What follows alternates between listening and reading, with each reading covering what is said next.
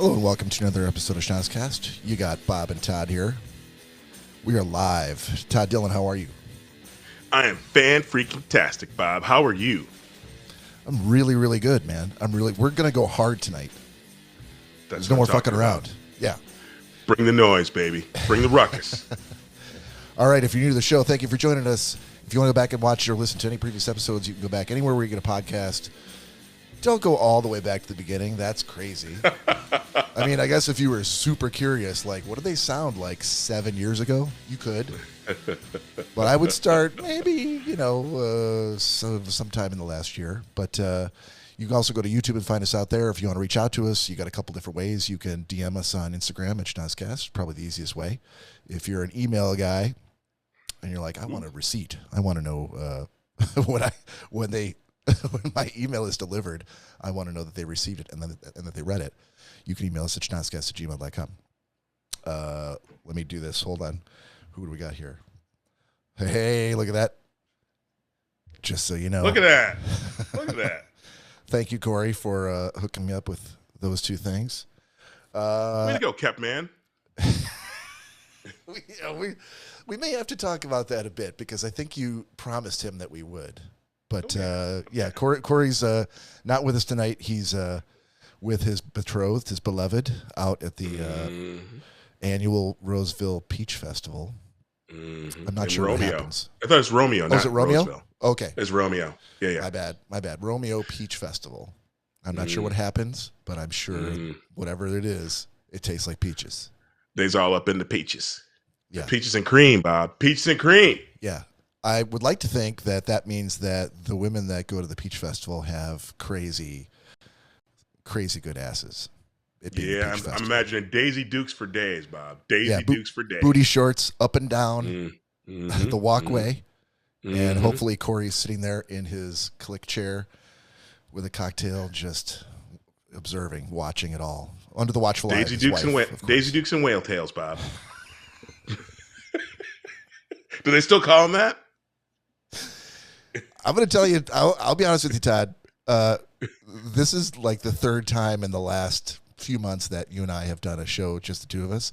The first time we called it the Old Man episode, which I thought was hilarious. Especially being that I'm so young.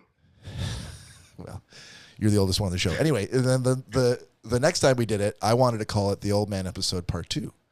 But I was outvoted. Very lazy. Because yes. But it so here was my logic was when you go to see John Wick and then they make another John Wick movie, do they give it a completely different name? No, they call it John Wick Chapter 2. Because you know what you're getting. And I thought we were so strong with the Old Man episode that the Old Man episode part 2, people might be like, oh, we don't have to worry about the young dudes. We got the old guys bringing their old man magic, that vibe. Yeah, we know what we're getting. But I was outvoted because we are a democracy, and I will always bow to the democracy. So now we're together for a third time. And I was worried. I'm like, well, if I wanted to call this the Old Man episode part 3, I can't because there wasn't a part 2. So that's all fucked up. And if I called it another Old Man episode or something about that, I'd probably get outvoted. And I'm like, I don't know what we're going to do about the title tonight. But within the first 5 minutes, Todd drops Daisy Dukes and Whale Tails, and I think we're done. Call it good. That wasn't even my intent. Good night, everybody. When you say the Peach Festival, that's all I can see is freaking Daisy Dukes and Whale Tails, man, for days. that's the imagery that goes through my mind. Todd, we talked about this just before we went live and said we're going hard tonight, and that is exactly what we're doing. So in the spirit of going hard, we are a drinking podcast. So it is Saturday night. It is approximately 9:05. It's a holiday weekend, bro. It is a holiday. It's a 3-day weekend. Exactly. A 3-day weekend, freaking getting it done. And Corey's not here. I wonder, you think his balls are in Romeo or just his body? Well, where is Daniel's purse? I think that is the answer to that question. Good point. Good point. Yeah, that's a Jeopardy question. The location of Corey's balls. Beep. What is Daniel's purse? Done. So let's we're a drinking podcast, so please join us if you're home on Saturday night and not out at the Peach Festival. and not enjoying the beautiful, actually in Michigan, it's kind of chilly now, the beautiful weather. It was a great day today. Please join us. Todd. Are we doing a shot? We're going to do a shot. Are we doing a shot? We're going to do That's a shot. what I'm talking about. Todd, what's your beer? What's your shot? What are you drinking? Hey, I'm glad you asked, Bob. So my shot, it's a beautiful summer day here in Washington, and so I'm getting that ice cold Crown Apple going. But for my beer, I brought it back for my travels this week, man. Medusa Brewing. I actually know one of the co-owners. They have a Laser Cat Imperial IPA that is freaking amazing, Bob. Laser Cat Imperial IPA from Medusa Brewing. You might be able to get it at Total Wine and More, Bevmo, or whatever beer joint you go to. Yeah, they should have this stuff, and if they don't, ask for it. Medusa Brewing, they've got a great lineup, and this is fan-freaking-tastic, Bob. I like Medusa Brewing for a name. It's different. It's which is what you want, right? But when you said Laser Cat, all I can think of is that Saturday Night Live sketch with Bill Hader and Andy Samberg. Oh, yeah. It was completely low budget Laser Cats, and they kept trying to sell it to Lorne Michaels, and he wouldn't have it. Exactly, and you probably can't see the camera, but I'm showing everybody. I can. It's a low budget. Do you see the logo? Yeah. Yes. That's a low budget Laser Cat if you've ever seen one. That's what I would expect it to be. My beer is actually not a beer. It's 8%, baby. 8%, nice. Mm-hmm. I got this trusty standby Good Boys vodka blackberry iced tea. But for my shot, I decided, since I wasn't drinking with Corey tonight, I'm on my own, what else can I go with? So I got this is Charles Woodson's Cinnamon Blitz. Really? Yep, cinnamon flavored whiskey. And I gotta say, I didn't even know it existed until this afternoon, but I've tried it, and it is pretty damn good. It may be just slightly more expensive than Fireball, but I'm going to try my best to talk Corey into doing a switch. I gotta get a bottle, because just so you know me, Bob. I'm a sports memorabilia type guy, 100%. But I don't wear other dudes' names on my back, except for Charles Woodson and Marshawn Lynch, the only two grown men names that I'll put on a jersey that I buy. So I got to have that whiskey. Got to have it. Well, here you go, buddy. Here's mud in your eye. Cilantro. Oh. Dude, on a hot day, Crown Apple chilled, baby. That's the stuff. Good stuff, Bob. Just to bring, I know we said we're going to go hard this episode, but I'm already hard. There's going to be peaks and valleys, right? Nope. I'm like fully erect. Well, hold on. I am freaking hard charging, baby. Hold on just a second. It's like I took 8 of those blue pills. I'm ready to rock and roll, baby. 8 blue chews. I got a shot of Crown Peach. Oh yeah, I'm bringing the heat, baby. Good to go. So this is going to be one of those slight valleys. I'm going to see you in a few weeks, and I'm going to get you. I'm going to pick up one of these bottles of Charles Woodson's, so that you don't have to worry about it, and you can take it back home. You are my hero. That's what friends do. That's what superheroes do. That's what friends are for. That's a song, isn't it? It is. Should we? Friends are for. Through good times and bad times, I will on your side forevermore. Come on, Todd. That's what friends are for. I can't keep smiling. Can't belt that. Keep shining. Come on, Todd. It's working on my. It's working on my wiener, bro. It's working on my wiener. I thought. Apparently, you're gonna let me sing all by myself. So I am. I'm gonna stop right there. I got a little bit of a cold, so I can't. The pipes aren't working right. Oh, we can totally auto tune this before we put it out again. There we go. There we go. I'll send you. I'll record something so you can kind of dub it in. Yeah, we'll get that going. But the reason is, I believe it's public now. The obituary has been produced that we're going to be getting together for a funeral for one of our brothers, Phil Anton's father, passed away just recently. So, a devastating blow for everybody, really. The Anton family primarily, but all the other folks whose lives that he touched. Absolutely. Throughout all of Michigan, really, but certainly Western Michigan, originating in Hastings, but I believe that they were, I want to say it was St. Louis, where his family's from.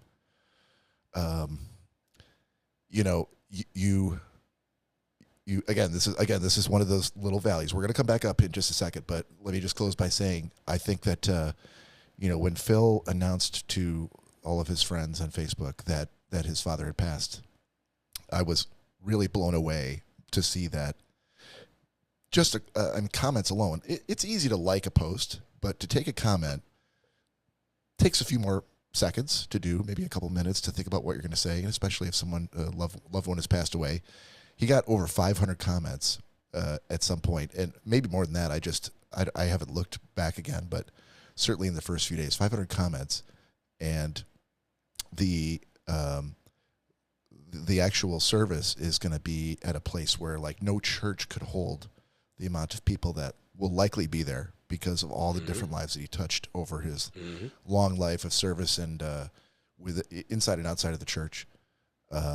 So it's just going to be an insane number of people coming to pay their respects and to let the Anton family know exactly what he meant to them. So big shout out to Dr. Reverend Michael Anton and Phil and all of his family, immediate and extended. So we love you, brother. Absolutely. Hey, why don't we do a quick moment of silence? We could do that.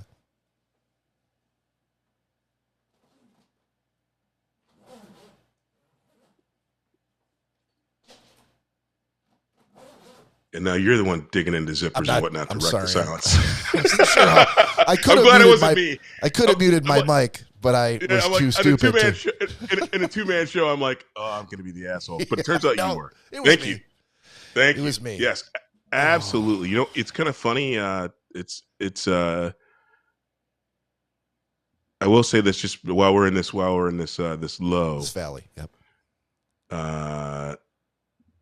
Mr. Anton touched my life, and he was so gracious and always so kind to me. And it's kind of I chuckle because every single day that I get in the shower when I'm at home, oh my God, I see a picture of him. I have a digital picture frame that I've been too lazy to change in the shower pictures on for like. Oh yeah, so he sees my. Whoa! Time out. You in your shower.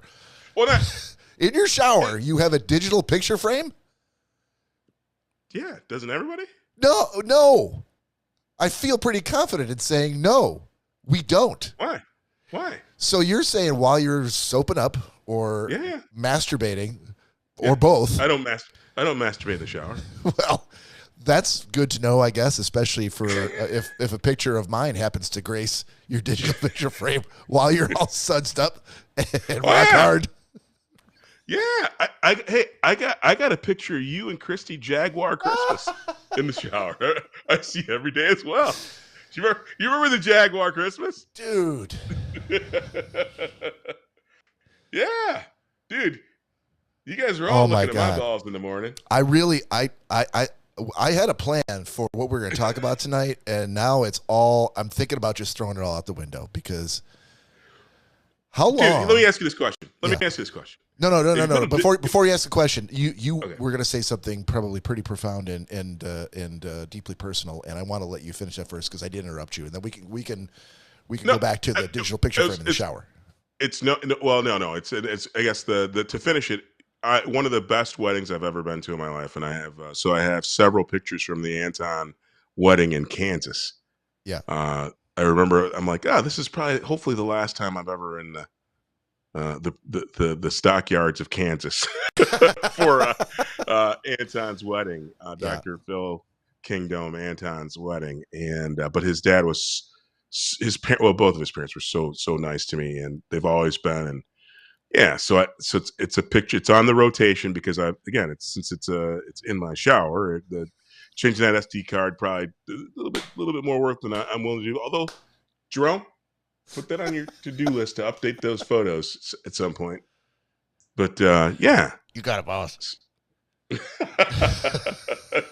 that's not at all what he sounds like. In my mind, that's what he sounds like. You got it, boss. You got it, boss. Yeah, like fired. An old blues man. You got it, boss. You got it, boss. You'd be fired. I told you we're going to go hard tonight. Exactly. All Like right, my so wiener. back to the showering with a digital picture frame.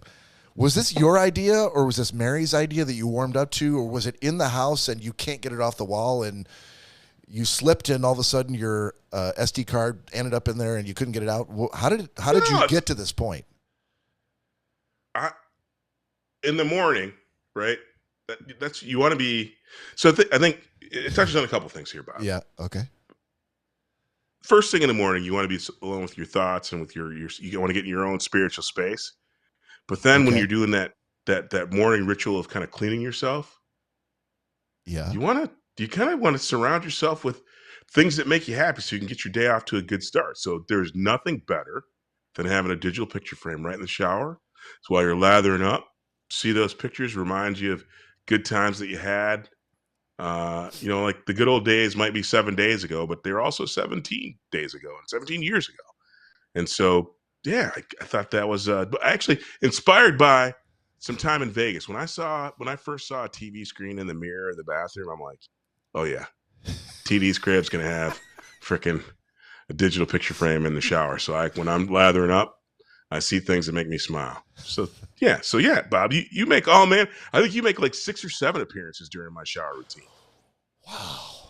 Okay, I'm not sure how I feel about that because I feel like pictures are the windows to the soul, or is that Yeah. eyeballs? I can't remember. It's one of the two. But if it's Or your pictures, butt. the sphincter is the window to the The soul. sphincter. I feel like if you see it staring to the sphincter, you know Yeah. what's been going on.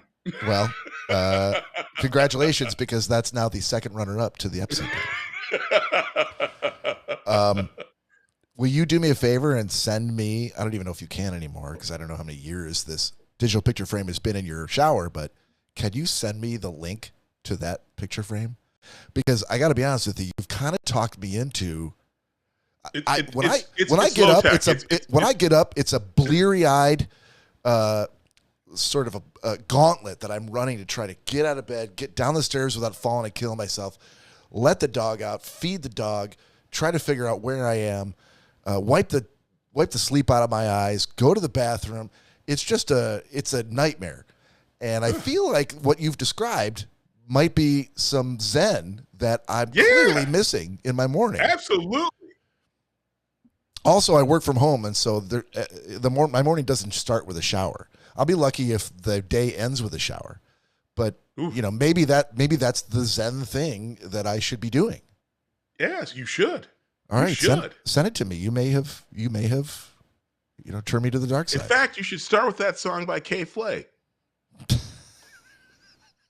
Which song is that, man? Grandson, K Flay. I think. Who else is on that? Was it One Republic? I think there's a bunch of. I'll send you the link. All right, I'll send you the link. That's a good segue into. There was a band. There was an artist, musical artist that you had recently discovered that I wanted to save it. Not recently. I've been on to him for probably 3 years, but it is newly added to my. So before the show, right? Mm-hmm. Usually on Saturdays, Mary and I do our thing. Either we go out, grab some lunch, and maybe a wine tasting, and walk the dog. But then I come home for my second cleaning, get showered up, get ready, got to get pumped up for the show. And so just like before a football game or anything else, when you're getting fired up, I got my go-to music. And Grandson is one of my that's one of my number one go-to kind of get me fired up, ready to go. So I was mentioning that prior to the show that I was on a high because it just so happened that one of my favorite songs by Grandson hit right when I was like just toweling off, getting ready to get ready for the show. So anybody out there listening, "Oh No" by Grandson, that was my that's the song that gets me rolling before the show. Gotcha. All right. Well, I think that's fantastic because I wanted to. We don't often do like musical recommendation on this show, but I love music and I listen to music all of the time. You and me both. And I listen to it and I listen to the messages in music. Do you know how many songs? That's maybe a whole nother thing. And I didn't mean to cut you off. I'm sorry. No, you're good.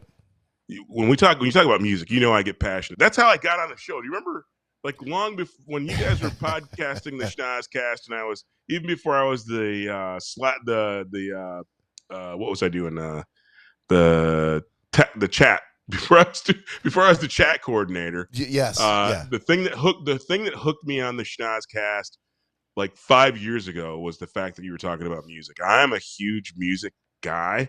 I listen to the lyrics. It moves me. It is spiritually just enlightening to me, and just to hear the messages of the music and the creativity of artists. Literally, like, I'm going to go on another quick, brief tangent. Yeah, go for it. Very, very brief tangent, but I think we're going hard tonight. Remember, one of the most hilarious lines in rap music. Drake drops a line in one of his songs, and he goes, and he's rapping about like meeting a hot chick, and he goes, and what's 69 stand? What's the square root of 69? Like, and he's like, it's like 8 something, and I'm like, the brilliance of that line is pretty amazing. Like again, because you expect rappers to be just dumbasses talking about shooting people up and bling and Alizé and Cristal and Dom and hanging out in the club, but when one of the lines is 69 is like 8 something, that's pretty freaking creative. That's a whole nother level. And I know that Kendrick whooped Drake's ass, and Drake might like little young girls like other canceled artists, but that's a badass line, Drake. All right. So all right. I'll leave it at that. That's my tangent. But yes, okay. I'm a huge love music, and Grandson, his music gets me in a space to be fired up and fully ready to go.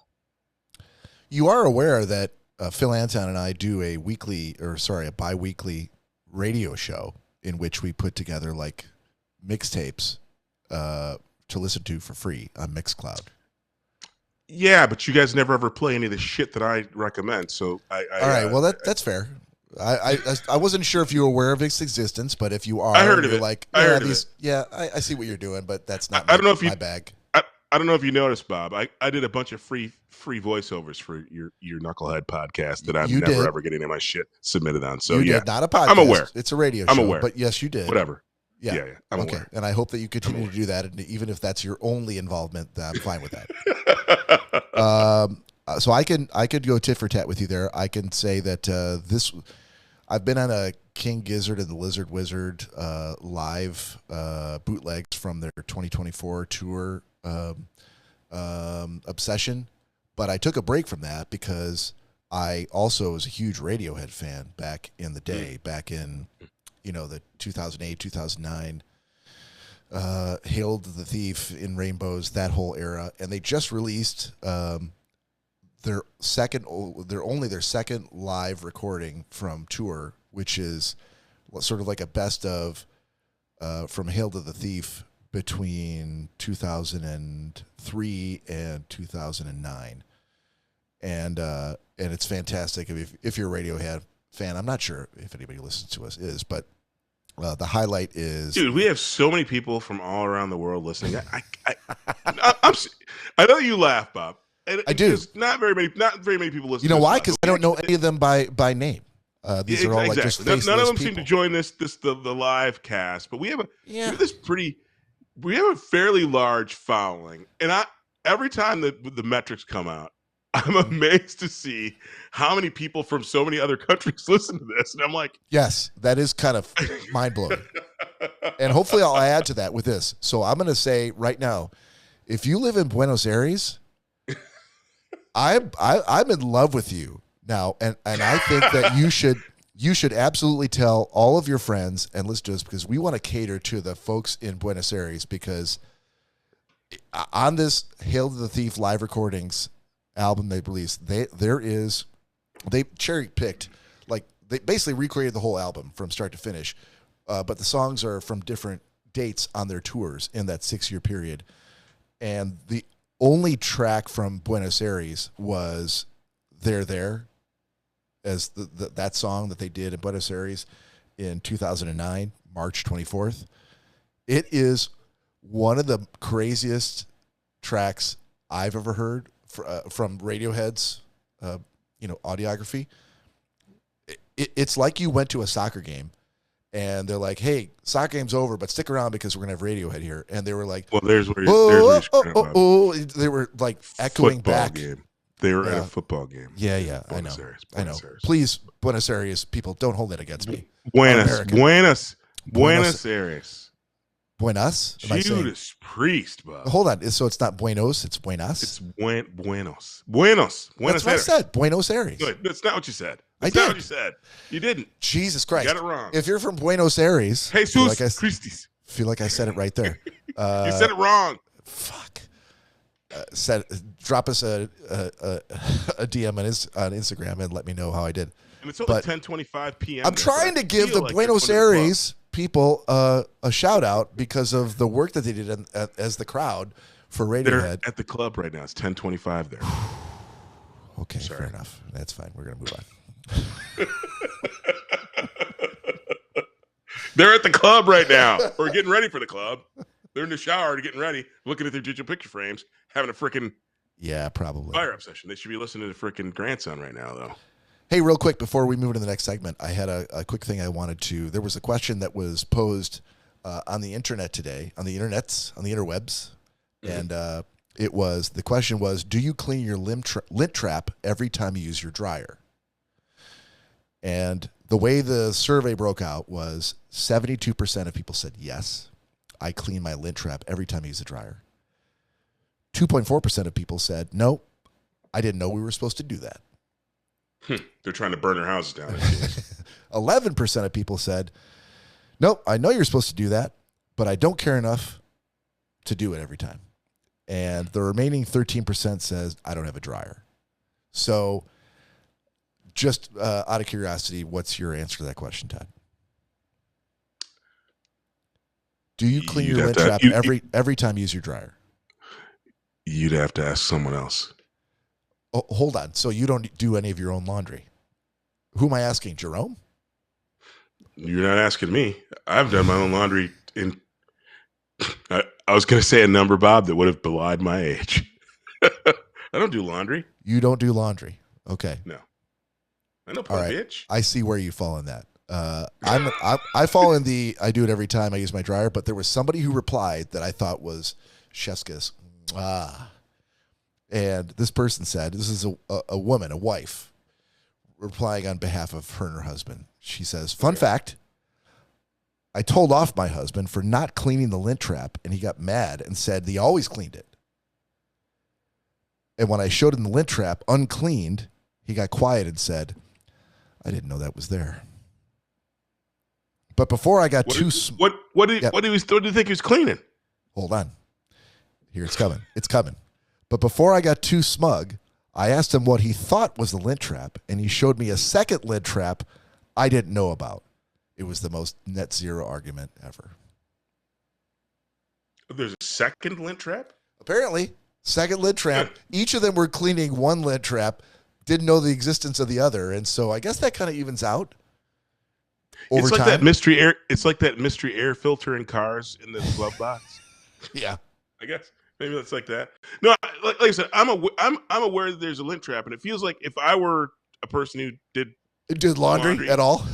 Yeah, it feels like I'd clean it every time, Bob, because it feels like that's a fire hazard, right? It absolutely is a fire hazard.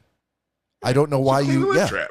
Yeah, just the act of knowing what a dryer is and how it works, and you're going to use it at all, means that that's an indispensable piece of knowledge that you should have. Yeah, I'm just going to say. Absolutely. You're used to warm your blankets before you go to bed, and your pants before you put them on. Yes, 100%. All right, let's move. They call it a dryer. Let's move from here into. We're gonna do. I don't have any art for some reason. I don't have any artwork for this segment on my phone, but we're gonna just do the theme song. The Festivus begins with the airing of grievances. I got a lot of problems with you people. Now you're gonna hear about it. As I rain blows upon him. That's the key. Bob. All right, sir. Indeed. And I didn't rain blows on anybody, but I feel like they deserved it. Yeah. I've actually got a grievance too, so I'm going to piggyback off of yours. Okay. As Okay, you know, hold on. Let me put you. Full screen here, sir. thank you. As you know, Bob, I was in Boston this past week. I do. I always enjoy my time in New England. And on my way back home, I made. It felt like it's kind of one of those things. You ever? It's like in golf when you know that if you hit your best shot ever, you can get over the water, but the smart shot is to take the layup. This is kind of the equivalent to that. Okay. There's a nice restaurant in Terminal A in Boston, and they had a breakfast croissant, sausage, egg, and cheese breakfast croissant at this nicer restaurant. And I'm like, yeah, I'm gonna go in there and grab myself an iced coffee and a breakfast croissant before I hop on my flight today because I was at the airport a little bit early. And while I was perusing the menu, I noticed that that breakfast croissant was like $25, and I'm like, yeah, I'm not paying for it, but $25 seems steep for really about $2 worth of materials, right? Well, hold on, time out. Hats off to you for realizing that, number one, you don't have to pay for this; you're expensing it. Yeah. But number two, doing the right thing by the people that are covering your expenses and going like, that seems a little outrageous. Right. And just so you know, the next time I'll be buying that sandwich. But anyway. All right. Here's where my grievance starts. So right across the way from that restaurant is Double D's. And for those of you in other countries, Double D's is Dunkin' Donuts. I'm not and again. You say Dunkin', dude. What? You just call it Dunkin'. No, I said Dunkin' Donuts. No, Double D's. Not Double D's, just Dunkin'. I call it Double Dunkin'. D's. Dunkin'. Double D's. It has been made Double famous world over No. by Ben Affleck and Matt Damon and their Who? And J-Lo. Who? You know J-Lo. I don't. You don't know J-Lo. I remember when she was. Well, these are celebrities that you should probably familiarize yourself with, and they did a series of commercials for Dunkin', in which that was what they termed it, and these were aired during the Super Bowl, which I know you watched, and I did. famous the world over. So the rest of the world is not saying Double D's; they're all saying Double Dunkin'. D's. I know you call it Dunkin'. I just also translate for them because they don't know what you mean. It's Dunkin'. Good Google it. Dunkin', kid. Double D's. Anyway, I decide to go to Double D's to get a coffee, and actually, and that's the other interesting thing. The world over, Double D's is famous for the donuts. Except in Boston, nobody eats the donuts; they drink the coffee because the coffee is kill a kid. But so I'm like, I know what you know that. You know what Dunkin' is famous for. Why is it that you know what the thing that's they're mostly is for is not the donuts but the coffee, but you don't know what everyone else in the world calls Dunkin' Donuts? Not Double D's, but Dunkin'. I don't know what that means to you. Jesus I don't Christ. get it. Keep going. Yeah. Anyway, so I order, and by the way, talk about, I mean, I'm not a pothead, but they had the perfect new coffee that I thought was going to be spectacular. So I ordered myself the sausage, croissant, egg and cheese sandwich and a shaken espresso cereal and milk iced coffee. And I thought I was going to be in for a major treat. And here's my grievance. The first thing that went wrong, and I'm like, cereal and milk. I'm like, I have no idea what kind of cereal, but I know it's going to be that perfect blend of like milk at the bottom of a great bowl of cereal, and ice cold in my espresso. It's going to be perfect. Yeah. And so I ordered that up. I was super excited. I get over there.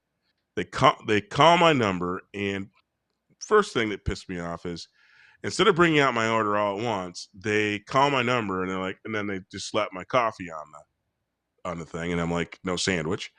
And there's this line of growing people who are ordering meals, and I'm like, geez, you guys should kind of keep these things together, especially being that, you know, I have no idea now how long I'm going to be waiting. But good news is I ordered one of the large coffees, so I'm like, cool, I have plenty to drink before my sandwich gets there.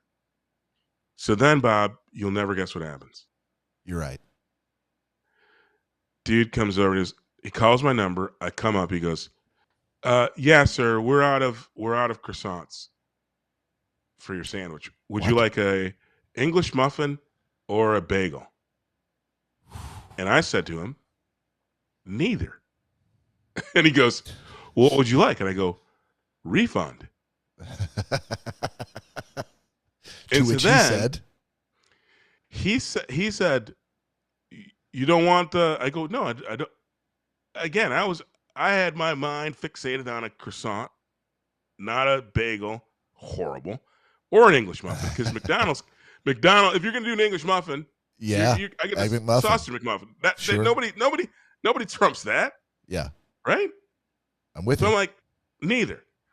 And so then, dude speaks to one of his coworkers in a different language, and I'm like, I already feel like I'm gonna get freaking fucked in the drive-through right here now, because dudes, they're like hiding you in the drive-through. Word, because they're like talking some shit that I'm not understanding, right? Yeah. And so she says something back to him in another language, and then he asks me, and he goes, "Would you like a bagel or an English muffin?" And I said, "I actually would like a croissant, but if you guys are out, I will take just a refund for the sandwich, and I'll go someplace else, because I know a place that serves a $25 sandwich that is still going to be free to me, right?" Yeah, right. So I'm like, I can get half of what I want from you. And honestly, if you just walked out the door and got the receipt, you'd be fine, because you're expensing it all anyway. But you were like, no, it's the principle of the thing. Give me my money back, because you don't have what I ordered. Correct. And not for nothing.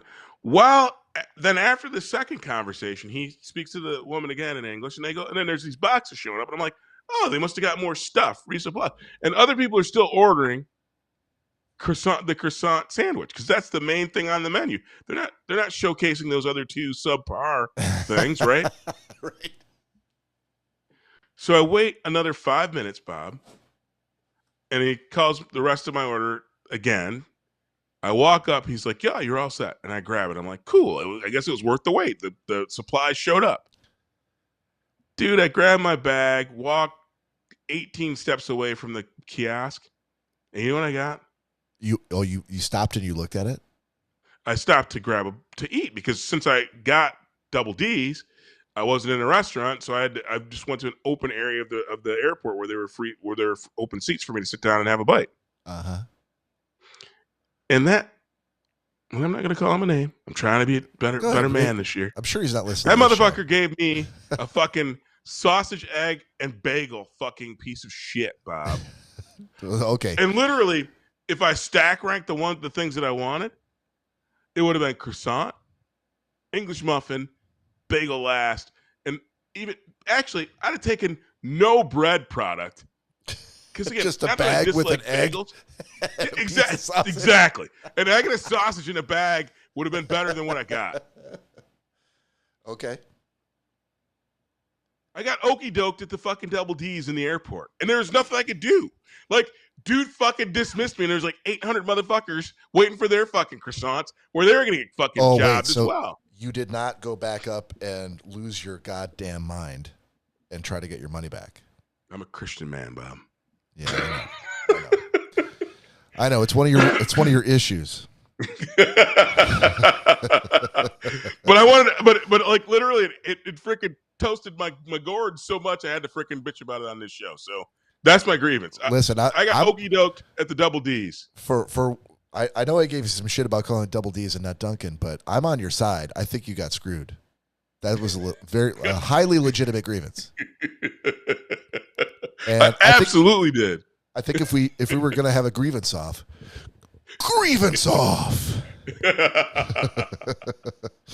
then well, hold on. Let's go back to that. Then we'll let the listeners and the viewers decide. And please DM us on Instagram at Schnozzcast with your vote. Who wins here? Todd's Duncan grievance or Bob's grievance? What's Bob's grievance? Glad you asked. Double D's. So yeah, what's your grievance, Bob? My grievance is that I don't understand why. Let me set the stage for you. So I live in a, zoom in on yourself. Oh, you want me to? Okay, I can do that. I live in a town in which, there's subdivisions. I know Corey doesn't like to say those, or does he like to say neighborhoods? What does he like to hear? Doesn't matter. So there are main streets, major streets bordering my neighborhood, my subdivision. That's it. He doesn't like subdivision, so I'm going to say subdivision as much as I can here. So there are major streets bordering my subdivision, and when I'm going out to the store, I'm going out somewhere, I need to exit my subdivision via one of these major streets. So I'm driving down the street until I get to this major road. And what I'm noticing is that once a week, easy, when I get to the end of that road that empties out onto the major street, and a major street is not like a freeway. It's a street where the speed limit's like 45 miles an hour, as opposed to the 25 that's in my subdivision. I get out there, and I'm stopped there on my street, in which the speed limit's 25, getting ready to merge onto the main street, which is 45 miles an hour. And right in the road, in the middle of the street, right where my street empties onto the main road, there's like an article of clothing. It doesn't matter whether it's a scarf, it's a sweatshirt, it's a jacket. It doesn't matter. Like once a week, I'm noticing. Was it underwear? That would be a different sort of a reaction. But it just seems like random articles of clothing. It's as though someone was walking along this main street, and they got to my street, and they're crossing the street, and they're like, you know what? It's really hot out here. Let me take my jacket off. And then they just threw it on the street, and then they kept on walking. I cannot understand why it's not the same article of clothing every time, but it's a different. It makes no sense. And then I start seeing it other places that I go. I'm like, why is there fucking clothing in the street? Who fucking drops a piece of clothing in a spot where it's only cars? Like the only way you could drop it is if you had like a pickup truck where you decided I'm just gonna keep a whole lot of random clothes in the bed of my truck, and I hit a giant bump and it threw a sweater out through the back. It's not like people are walking along the road. There's just clothing that just appears, and it's just in the middle of the road, as though when you look at the side of the road and like, oh, you're like, sometimes somebody threw like a McDonald's bag out there, like they finish a McDonald's and they're like, I'm a piece of shit and I don't throw things in the trash, so I'm just going to roll down my window. I'm going to throw it out the window on the side of the road. It's just like that, only this is not the side of the road. It's the middle of the street, and it's a sweater or a jacket. And I don't get it, and it's starting to piss me off. And I don't know what to do about it. I have a hypothesis. Go ahead. So there's a homeless person or an elderly person collecting clothes for homeless people. And maybe this person walks the route at the exact same time every day and sees said homeless person. And maybe not right in the road, but the person who's collecting these clothing items for the homeless person that they see regularly on their clothing pickup collection hands them to said homeless guy, and then gets okie doke because the homeless guy is like, thank you for this sweater. Yeah, I love it. It's beautiful. I'm going to wear it. And then when that dude pushes that cart fucking 8 paces beyond, drops that motherfucker right in the street. Because similarly, where we walk, so not on the street, but on the paths that we take both for walks here in the area, there's a lot of homeless people who hang out under the embankments and next to the river and whatnot, and that we find piles of clothing all the time. So I think somebody might be trying to be a good Samaritan, giving somebody who's really looking for something other than clothes. Like you know those people like, anything will help. Yeah. And it's not, and they're like, that sign says, and you're like, anything? Well, here's a sweater. And they're like, fuck that sweater. I want cash. Right. I don't have a sign. Like, you're not. I think somebody's getting okie doked. Well, this begs a larger discussion, which we will not have, but just to touch on, there's a homeless population. I mean, I don't live in a major city, but I'm not too far from Detroit, and every major city's got a homeless situation going on. And you could argue all day long about what the cause of that is and how to treat it and what should be done about it to help these people out. And I know that some people are going to be like, these people aren't homeless. they're professional grifters, they're professional handlers, and they're trading places, and they're swapping. They're just basically doing like a tap out, and they'll swap out for somebody else who's going to work the same corner. Like, I get that, and maybe there's some of that, but I refuse to believe that it's 100% that. I believe that a lot of these people are actually homeless and are down on their luck. That said, this is not an intersection that's it's not an intersection in like the merging or crossing of a major freeway, or even a traffic light. This is literally there's no stop sign. The only stop sign is what gets onto the major road, and that's not a stop sign or a traffic light. There's no reason for anybody to be camped out on this particular corner, and no one ever has been. So it's kind of like I said. I think that the person who's ditching the clothing in the street, that's like the furthest point on their path to wherever they're getting to, and for whatever reason, like, I'll just drop it in the middle of this street right here. This seems like a good spot. The person who's giving this to me every day is not going to notice that I dropped it here, except you are noticing. The one time that my kids and I went to go visit you in Washington, we did go out for like a crab boil type of dinner, and the kind where they take we're in Seattle, right? So we're ordering like a crab boil. Like this is where you want to eat like fresh fish, fresh seafood.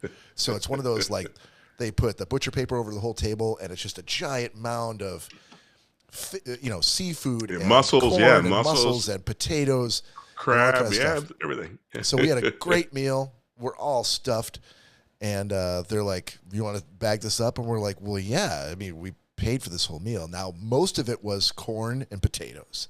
Because we'd already eaten most of like the good shit, the seafood, but my kids were young. I want to say they were under the age of 12. And they wanted to, and so we took the to-go bags and we walked out of the restaurant and walked down the street. Now this is downtown Seattle, so there were some homeless folks there, and right away, my daughter, bless her heart, at that age, maybe she's a little more jaded these days, but at that age, she was like, "Oh, it's a homeless person. They probably love this food that we had. Like, exactly. Let me go and get here, homeless man." And so she did exactly that, and he was like, "Oh, thank you so much." And he looked at the bag, and he's like, "What the fuck is this? What, you leave me on the corn and the potatoes?" And he literally, it's not like he threw it on the ground and stomped on it, but he was generally like a whoop, just spit on it, and he's like, thanks for nothing. And I had to explain to my daughter why some people were ungrateful, and that this was a thing that you just had to sometimes your good deed doesn't get rewarded. So that was her first kind of eye-opening view into a world in which people weren't as nice as she was. Exactly. So, it is what it is. Exactly. So DM us on Instagram at Schnozzcast and let us know in this grievance off which one of us was victorious. All right, moving on from there, we're going to 90 Second Sports. 90 Second Sports. Oh.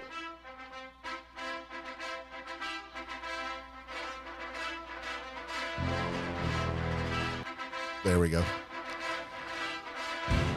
90 Second Sports.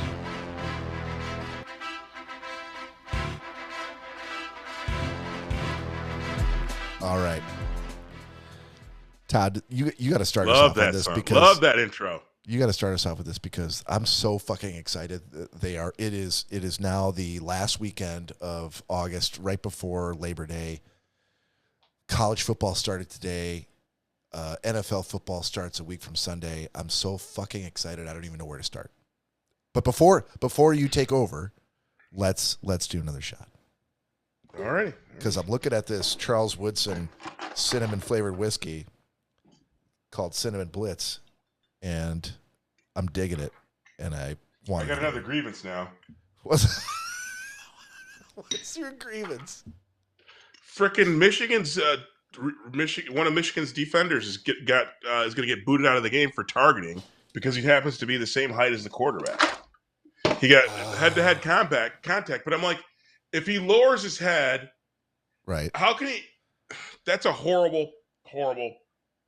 I don't like that call. Yeah, I haven't seen it. His head is up. He's faced. Where's he supposed to put his head? I don't know. What do the rules say? If you don't target, like, what are you supposed to do when you're tackling somebody of the same height? Yeah, that's what I'm saying. The only thing I could say is he could have put his face into his chest, but it would have been an unnatural sports move. And by the way, it's not like he's just out for this game. He's going to be penalized into the next game. Well, I guess technically that's 90-second sports, so it counts. Yeah, so I got my shot ready. I'm ready. I'm hey, sorry. Cheers, everybody. Salute. That's Ooh. crap. Thank you, Charles Woodson. That's a good shot. That's a great shot, but that's a crap call. Yeah. 90 seconds. Bob, what a day. What a day. What a day. Yep. Although I was a little bit conflicted today. A little bit conflicted. Why is that? Were you rooting for Western Michigan? No. You know that I don't root for Ohio State ever. Oh, no. Of course not. Never. Any true Michigan person never roots for Ohio State. I don't root for them ever. Yeah. Although I used to be a person who rooted for anybody in the Big Ten against anybody from another conference. And that bit me in the ass. But today, here's another, I guess I got to step back a bit.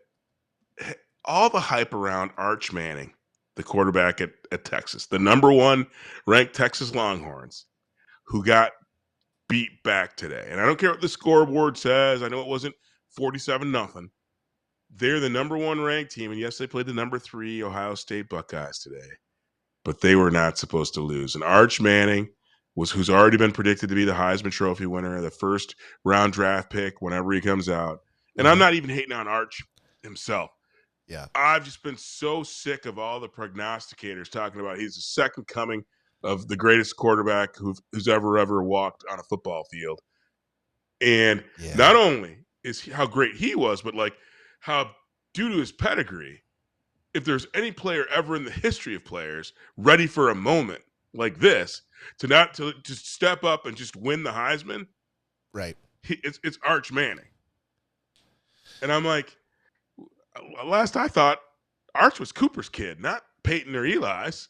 And Cooper's not in the Hall of Fame. No. He just happens to have his granddaddy's name. And dude gets paid, Bob, $2.1 million a year. And he's been getting paid. In fact, that's the other thing. Arch Manning has been the highest paid NIL player in college sports for the last 2 years. And this is the first game today that he was a starting quarterback at the beginning of the season. Yeah, the whole NIL thing is just it's confounding to me how all of it's going to work and how it's going to be good for football. It's ruining the game, and I think it might actually spoil dudes. It's not a homecoming. Was his what do you call it? Your when you sashay into the forefront. What do you call that? Your introduction to the game. Your coming out. His coming out party got spoiled today because Ohio State thumped that ass. Literally, I thought he was like 9 of 16 for like 47 yards at the half. Horrible. He had horrible. A pick.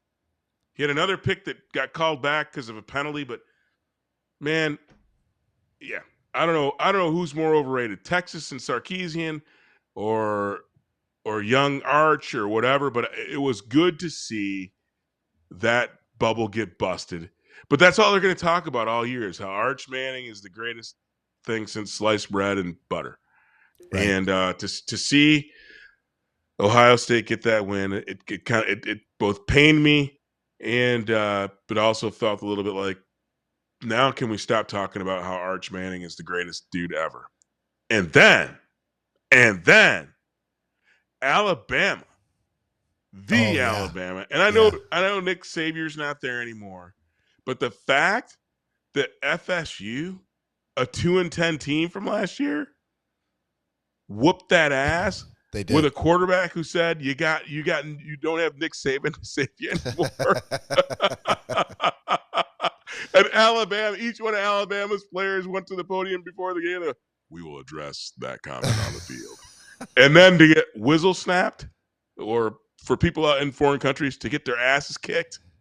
What a day in college sport. What a way to kick off the college football season, even though I think college football is ruined because of the money's out of control. But God bless America. I'm so happy that football has started.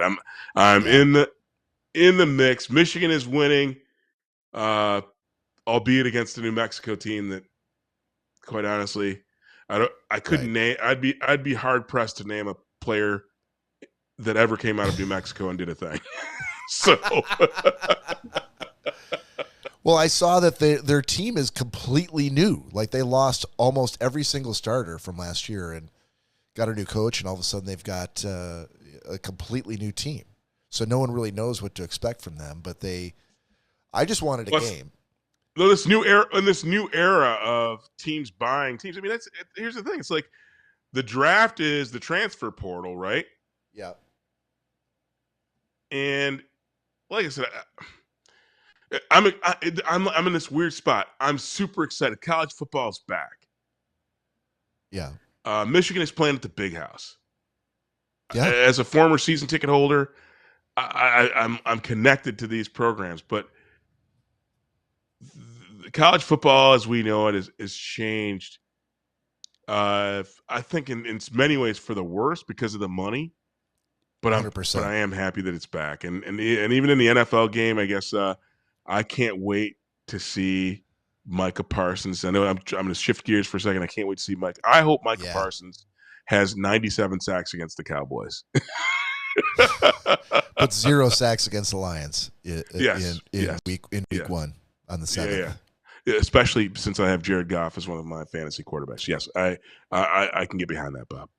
But there's so much. I mean, the football season is I am as excited as I've ever been, even though I'm angry about all the changes that are going on. And maybe this should be the old man episode 3, because I think all the money around all these sports. I mean, how's anybody in Lambeau?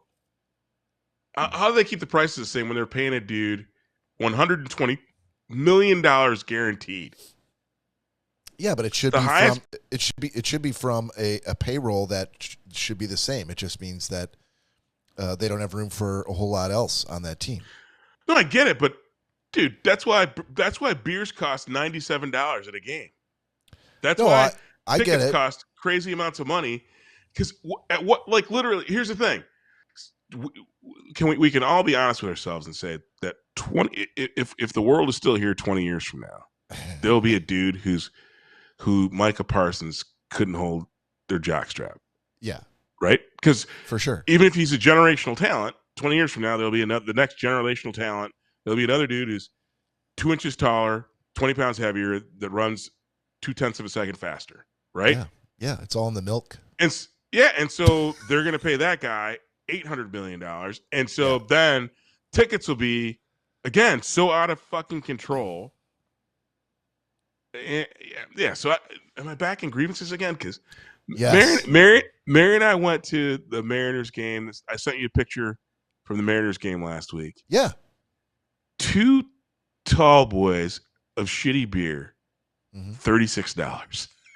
Yeah, it's crazy. It's crazy. It means that I'm going to go to a Tigers game once a year. I used to go maybe like 5 or 6 times a year, but now it's once.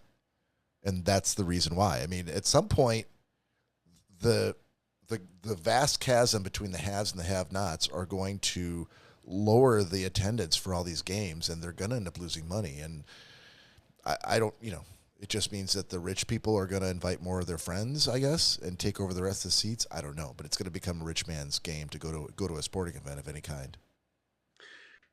Again, and I don't be. And we are back in grievances. Yeah, I know. These athletes do something that nobody else can do. I mean, ultimately, I'm not a huge baseball fan, but it is not lost on me that these men freaking flick the seat around at insane speeds, catch the ball that would kill most normal human beings. Right. I mean, anybody who watches a baseball game, I could do that. You're like, no, you couldn't. No. All you got to do is Google like a YouTube clip of an actual MLB pitcher throwing a just warm-ups. And from the point of view of like the catcher, it's fucking insane what you have to do to hit that ball. Well, I was gonna say actually too, the other thing I was talking to someone about this. Before I ever hurt my shoulder playing football, before that, and when I was a strapping young man and had high bench press metrics and was strong. Yeah, we were going into Vietnam, I think, at that time, right? The fastest, and again, I know it's not perfect, but I could go to the local fair, and I could throw the ball 75 miles per hour, and I felt the local fair. Yeah. Okay. You know where so they had the like, pitching listen, machine? kid, you take your cotton candy, move out of my way because now I'm going to throw the heater.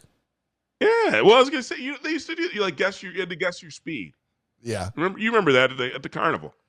Yes, at the carnival, I do. Yeah. I think I was 6. Local fair. That's what I said. Yeah, right. I was not a strapping young man who could throw 75 miles an hour at the time. I was able to throw I threw a 75 mile, but I'm like, these guys effortlessly flick it up there.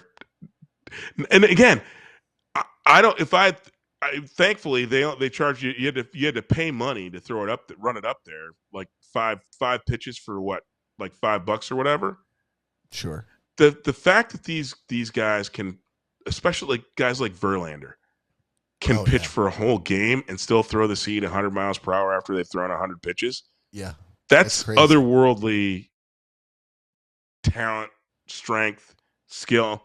And yeah, I wasn't doing a wind up, and I had poor form. And maybe if somebody had coached me, I could have thrown it a little bit faster. But again, I'm not hating on their core talents. And to see when players hit balls at these guys that are traveling 140 miles per hour, that are on them in less than 90 feet, and they, with the flick of their wrist, catch that, and then are focused on where they're going with the ball. And again, I'm not hating on them, but man, like the dollars that these guys make to do it, it's like, come on, man.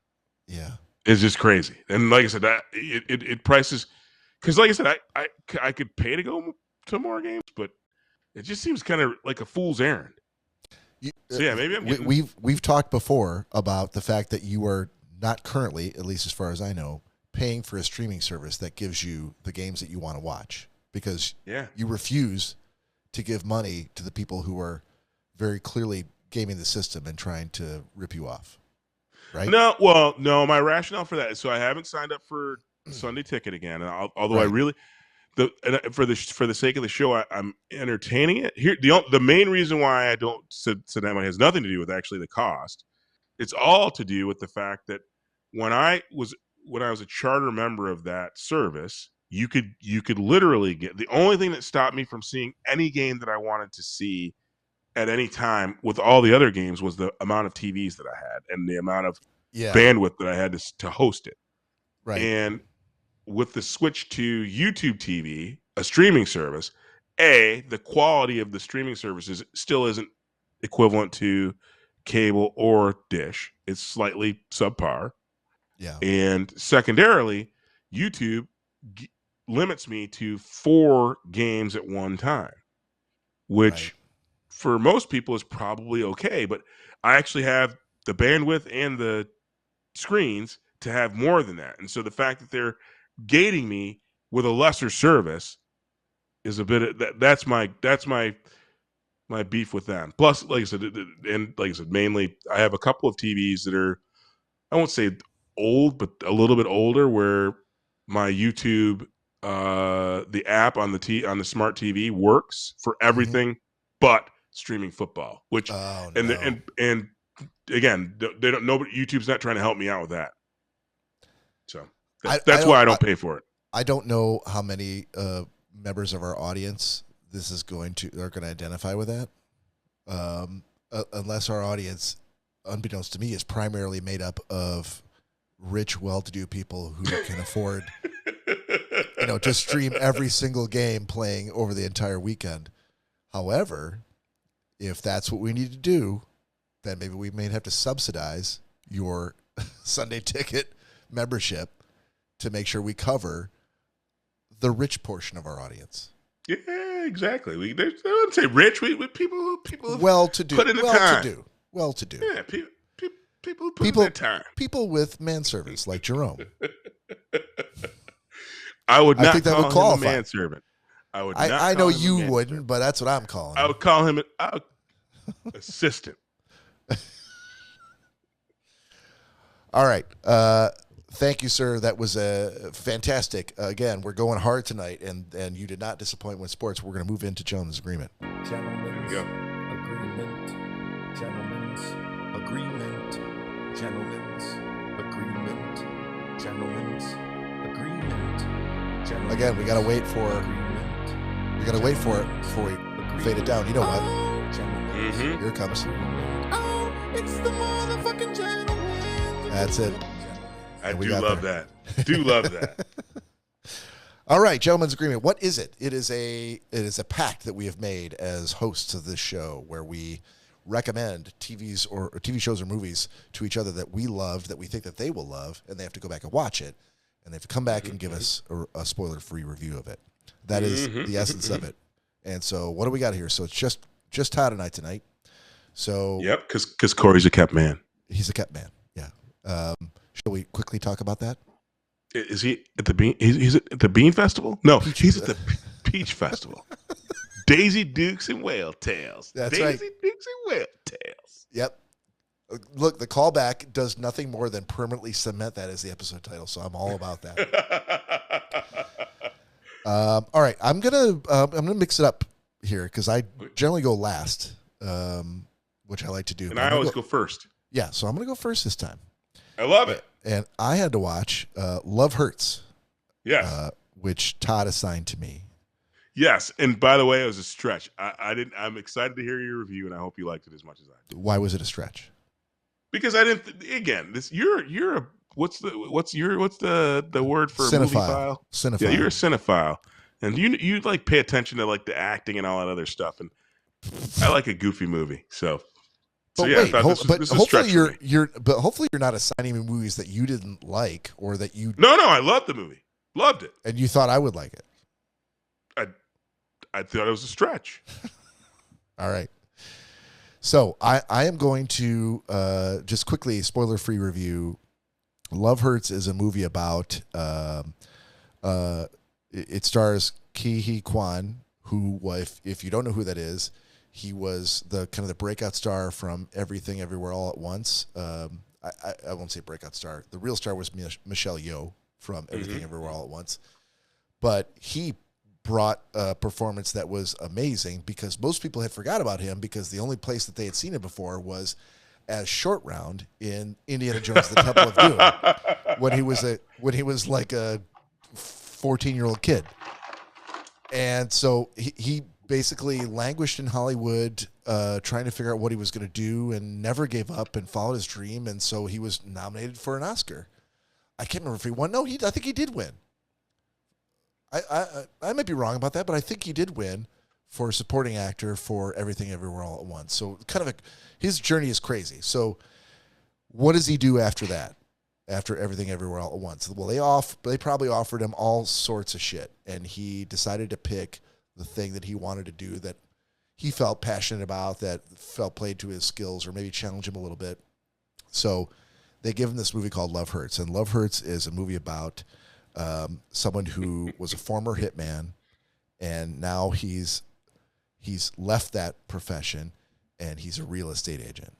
He's Phil Dunphy. Yeah. And just to watch him do it, this is the part where I'm not gonna bear the lead. I'm giving this movie a D-, and I'm gonna tell you why. Because I feel like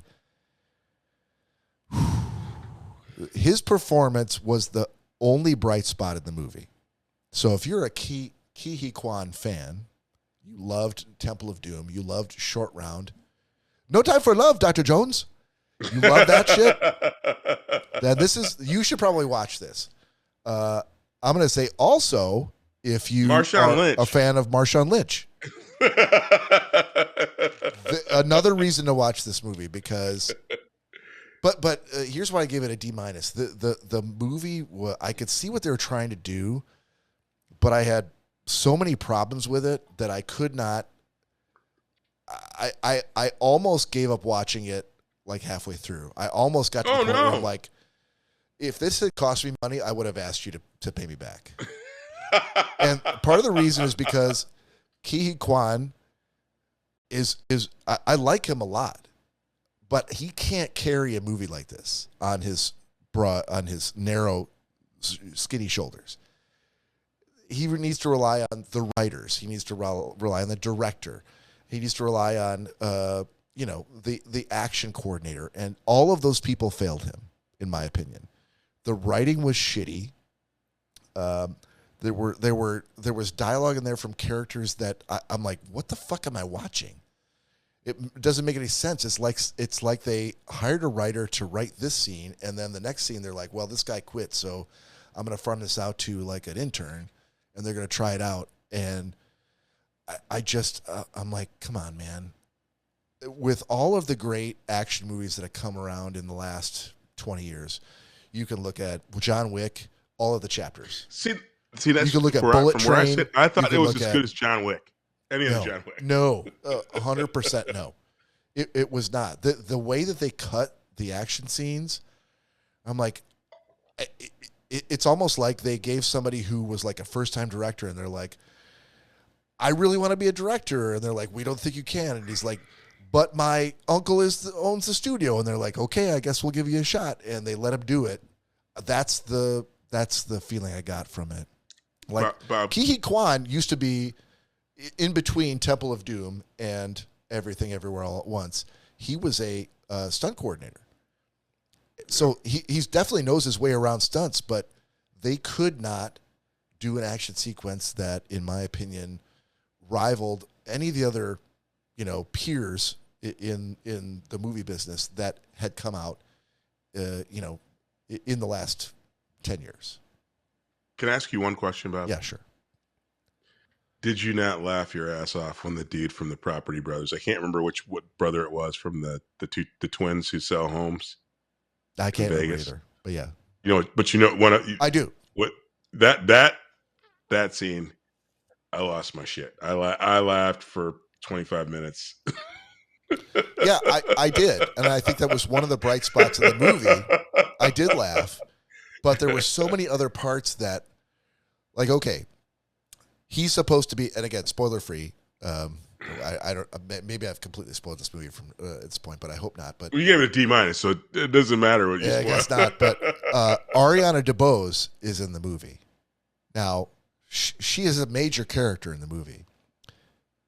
I don't know if you know who Ariana DeBose was, but when Steven Spielberg remade West Side Story, I don't know if you've ever seen the original West Side Story, but the remake of it, Ariana DeBose had a major role in that movie, and she was fucking fantastic. And I don't know what the fuck happened to her, but it's like after that movie, I figured that she would be Hollywood royalty, and she could just go, this is the kind of movie I want. And they were like, we'd love to have you. They're just falling all over themselves to have them in her movie. And somehow she picked this movie, and they gave her the shittiest dialogue to say. She and Ki Kwan are supposed to have chemistry. Not a drop of chemistry between them. I don't know if they ever met before they filmed this movie, but it was like they were kind of like, hi, I'm Ki Kwan. Hi, I'm Ariana DeBose. Hey, I love you. And he's like, yeah, I love you too. And I'm like, I don't believe it. Not for a second. So there were just so many things where I was like, why did you skimp on like this? I feel like the intent was there. Like they were going for like a quirky, you could have done an action movie that really followed the formula and probably been okay, but they decided like, no, we're going to cast Marshawn Lynch as one of the hitmen, and we're going to give him a partner where the two of them are supposed to play off each other, and it's going to be hilarious. A lot like Pulp Fiction did with Samuel L. Jackson and John Travolta. However, they had good writing for that movie, and this movie had shitty writing. And so what could they do with that otherwise? I'm like, nothing, really not much. And I'm like, I got off on seeing Marshawn Lynch trying to do stunts and trying to deliver those lines, but the lines sucked and his scene partner wasn't very good. And so they really just did play off each other very well. And I'm like, So I took a risk and it failed. You did. To me, You did. To me, it's in the same ilk of John. That's what I said. You're a cinephile. Yeah. I'm a neophyte. To me, it smacked. I laughed. I had more laughs in this during watching this than I did. Again, my suspension of disbelief for John Wick. And again, I like Keanu, Yeah. but I liked it better than most everything about all the John Wick series. And so, but I knew I was taking a risk by assigning it to you. So I gave it a shot and I failed, Hey, but I took my listen, shot. I shot yeah, my shot. You got to shoot your shot. Yep. I'm glad you did, and I respected that. And because you did, I felt like you did. I watched the whole thing. Otherwise, I would have stopped halfway through, but I did not. Thank you. I enjoyed it. Bob gave it a D-. If you're looking for silly fun, I think there's a lot. In my mind, there's a bunch of laugh out loud moments, and there's so much freaking John Wick. No way. The whole machine gunning of living rooms at 15 feet and nobody getting killed, except for one guy in particular. But the thing is, and I don't want to keep going on about John Wick, but the thing about John Wick is, you know what it is. Like ever since the first one, they're like, this is what we're doing. There's not going to be a love interest. It's going to be a dude and his dog and a whole bunch of guns and crazy fight sequences like you've never seen before. And we're not going to pretend it's anything other than that. And then it did great, so we're going to do another one, but we're not changing anything. We're going to do the same exact thing, but we're going to do it. We're going to go hard on this one. And everybody loved it. They're like, you know what? We're going to do a fucking third one. And we might throw in a few more guns, maybe a horse, but we're going to do the exact same thing. We're not going to change because we know the formula and it works. And God damn it, they were right. And some people are like, I didn't like the formula, and they probably hated it from the first one. But the people that did, they're with them for however many chapters of John Wick they do. This 100%. One, I wasn't sure what formula they were following or what formula they were trying to establish. And I'm like, the feeling I got from it was just that, like, this has been done so much better than this so many other times before by so many other different people. Hey, thank you for the honest feedback. And a break here. Hey, we got start of the fourth quarter between Michigan and New Mexico, and it is 27-7 Michigan. It's 27-17 no, Michigan. 2017. Yeah, so it's a little too close for comfort. I'm really not sure how New Mexico scored 17 points. They're going to win. We'll see. They're dicking around. They're dicking about. All right. While they dick about, I'm going to shoot it back to you, Todd. You had to watch a stand-up special called Des Bishop, of all people, from me. Yep, I did. And wow, I don't think this happens very often, where my pick for someone else gets a D-. Yeah. And your pick gets a solid B+. I'll take it. B+. I'd not heard of Des Bishop before. I wasn't sure. By the way, you can watch this on YouTube. Spoiler free. He's a comedian. It was Desmond Bishop, of all people. First and foremost, anybody who knows me knows I am a huge fan of anything that has kind of some intellectual leaning, especially around comedy. And besides intellectual leaning, international leaning. And so the fact that Des does a bit during this performance where he speaks Chinese with a person in the crowd, and he's the whitest dude. He's whiter than Bob and Corey put together. Hey, amazing. And he's speaking fluent Chinese. And the fact that, not for nothing, I know people who've gone overseas and who've had people work with them so they could speak the local language for years and years. But this guy did it the right way. He went to China for 2 years to learn how to speak the language, and he worked in restaurants in China. And the fact that he was still so fluent was awesome, and the fact that he was telling stories about doing shows in Cork, Ireland, where Bob, have you been to Cork? Did you ever go to? No, I always wanted to go to Cork, and so Todd and I used to work for EMC which had manufacturing facilities in Cork, and it was like Our Center of Excellence too. Not even manufacturing. a badge of honor. You were high enough in the company that you got to go on an expense paid trip for work to Cork, and I never did as much as I wanted to. I know you've been there.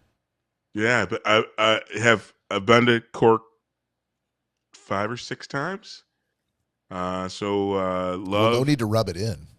No, I didn't mean to do that, I mean, I know people that, like, literally. That's Mary. We were talking about. I want to do a vacation there because I feel like I have family there. I've been there a number of times.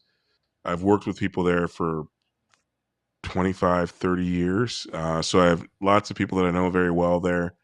Have always had a great time. I think I've told my they have a chicken restaurant. Their version of Kentucky Fried Chicken in Cork is called Hillbilly's Fried Chicken. And every time I go there, and when I'm standing in line after all the bars have closed, someone will inevitably notice that there's one black guy in line ordering fried chicken, and they'll always say, "This is the greatest fried chicken in the world, isn't it?" And I'm like, "It's probably not even the best fried chicken in Europe, but it's 3:30 in the morning and." It's I pretty want damn some good. chicken. Yeah, exactly. No, again, since it's spoiler free, I'm not going to give away any of his jokes. I'm not going to give any away. He's I think he's 47. So is he Gen X or is he a millennial? I'm not sure what the cutoff is, but if he's It 8 felt like years he was younger Gen X. if he's 8 years younger than us, there's a chance he's still Gen X. Yeah, if you like Gen X comedy, because again, he brought up the thing. Like, I mean, Bob and I grew up in homes where he does a bit about when the phone rang back in the day, long before cell phones, especially long before young people had a mobile phone. Yeah, he does a bit where there's a phone, and like there was a race to the phone every time it rang, and the only person in the house who didn't want to hear the phone was the dad. right. It's like, I'm not here, but everybody else was there, and you didn't want any of your siblings to get to the phone because they're like, "Oh, he's taking a shit."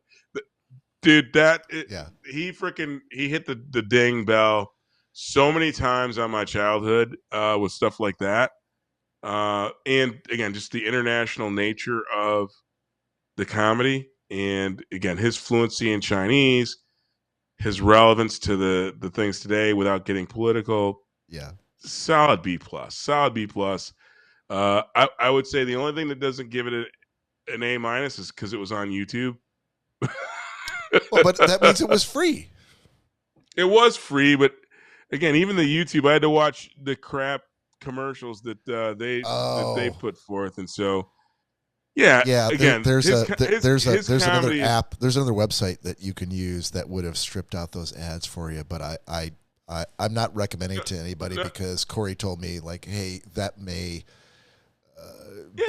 keeping revenue going from the people that are YouTube. On YouTube. Yeah, watch it on YouTube. Again, we're on YouTube. I'm not hating on YouTube at all, no. Except for my Sunday ticket. But no, what a really, really good comedian. And if you want to listen to a comedian that you can kind of get, he touched on every part of his comedy that specific show, Bob, touched on it. He brought me back to a moment in my life directly. And so with that, I'm gonna amend it. Even though it was on YouTube, I'm gonna give you an A-. I'm gonna bump it up because it was that good. I thought it was really good. And people should watch it. And if you haven't heard of Des Bishop, which is an awesome black name for a white dude, and the fact that like I said, I'm not even, like I said, spoiler free.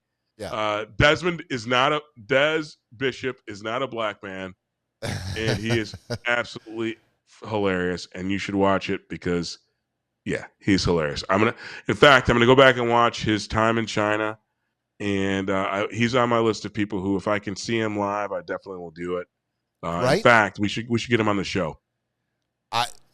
Okay, so first of all, I think that might be kind of hard, and I'm about to explain why, but I would say for the special, I love discovering new comedians because I kind of thought I knew them all, but obviously there's more people coming up all the time. Now, he's not an up-and-coming guy, or if he is, that he's been around for a while. Yeah, I might have missed the boat. But he's been in Europe. He's been more European. Yeah, But when I see someone, like when I watched this special, I was blown away with how the control he had over the crowd, and how he owned that room from minute one until the very end of it, and that is something that I deeply respect, and I had to pass it on to you. I plan on passing it on to Corey if Corey would ever be on the show. But he also has a podcast called The Bishop Exchange. It's him and John Bishop. There you go. That's the conceit, two bishops on the show. But and John Bishop is a I want to say he's either Irish or Scottish, but definitely they're Irish for sure. Like me, we should have frickin' Greenie send him a note. Why? Because he's a bishop. Oh my God, no, that might be. Well, hold on, maybe that's a way in. Now let's talk. Let's think about that. But yeah, they got to be way bigger than we are, and I could tag them in this. No. I mean, it's not conceivable. No, not even, dude. Not on my dude. So you've looked at no numbers, no analytics, but you are confident. You are confident that we are the same. I am confident this one bald comedian would love to be on our fucking show. Fair enough. All right, one bald comedian who loves ass play. He will be. Oh, this is a marriage made in heaven. I know. I feel like, not that you have one ball, although he's legitimate. He's legitimized the people who like a finger in their butt, and I love it. Yeah. If my picture on your digital picture frame in your shower were to be my eyes and ears, perhaps I could confirm this one ball theory, but I can't.